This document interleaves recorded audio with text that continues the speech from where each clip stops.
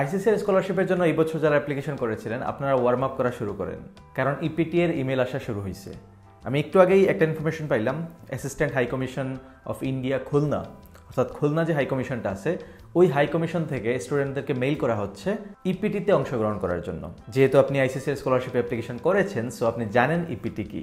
Application করার পর থেকে প্রায় 1 মাসের মতো অনেক লম্বা একটা সময়, অনেক দ্বিধাদ্বন্দ্বে কাটছে অনেকেরই। সো আপনারা এখন নেক্সট স্টেপের জন্য প্রস্তুত হয়ে যান। এখন আপনার কাজ কি? এখন আপনার কাজ হচ্ছে আপনি নিয়মিত ইমেল চেক করবেন। কোজ আপনাকে যেদিন ইপিটি এর জন্য মেইল করবে এরপরে আসলে আপনি খুব বেশি সময় পাবেন না, হয়তো 4 থেকে 5 দিনের সময় পাবেন প্রিপারেশন নেওয়ার জন্য। এরপর আপনাকে ইপিটি দিতে হবে। তাই আপনি যদি একদিন লেটেও যদি আপনি মেইলটা চেক করেন তবে আপনার ইপিটি এর জন্য একদিনের প্রিপারেশন শেষ।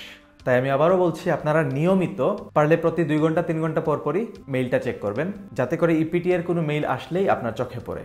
2 নম্বর এবং খুবই গুরুত্বপূর্ণ কাজ হচ্ছে আপনার এখন ইপিটি এর প্রস্তুতি নেওয়া। আমার আগের ভিডিওগুলোতে আমি ইপিটি সম্পর্কে ধারণা দিয়েছি। তাছাড়া আমার ইপিটি সম্পর্কিত একটা কোর্স আছে, কোর্সের প্রাইসটাও আমি একদম স্বল্প রেখেছি যাতে করে সবাই অংশগ্রহণ করতে পারেন। আপনারা চাইলে নিজে থেকেও ইপিটির প্রিপারেশন নিতে পারেন। তাছাড়া যদি কিছুটা কনফিউশন থাকে, যদি আর একটু বেটার গাইডলাইন চান, তবে আমার ইপিটি কোর্সটাও নিতে পারেন।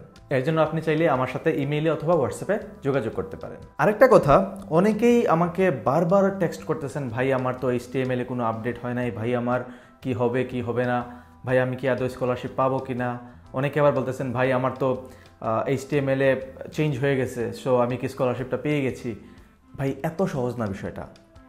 দেখেন, এইচটিএমএল এর যে বিষয়টা, আমি বলি যে এইচটিএমএল এ যদি আপনার পরিবর্তন হয় দ্যাট মিনস আপনাকে একটা ভার্সিটি অ্যাকসেপ্ট করছে। বাট এইচটিএমএল এর খেলাটা হচ্ছে ব্যাক এন্ডে, সম্পূর্ণ ব্যাক এন্ডে। এখন ধরেন কোনো একটা ইউনিভার্সিটি আপনার পেপারসগুলো চেক করছে, চেক করার পর সে আপনাকে অ্যাকসেপ্ট করছে, হয়তো আপনার প্রভিশনাল অ্যাডমিশন লেটারটাও রেডি করে রাখছে, বাট সামহাও আপনার ব্যাক এন্ডে অ্যাপ্লিকেশনটাতে কোনো পরিবর্তন করা হয়নি, আইসিসিআর থেকে কোনো পরিবর্তন করা হয়নি।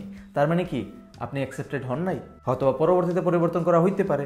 এখন এইচটিএমএল এ পরিবর্তন হয় নাই এরকমও কিন্তু অনেকে অলরেডি ইপিটি এর জন্য মেইল পাইছে। সো তারা কিসের জন্য ইপিটি এর জন্য মেইল পাইছে?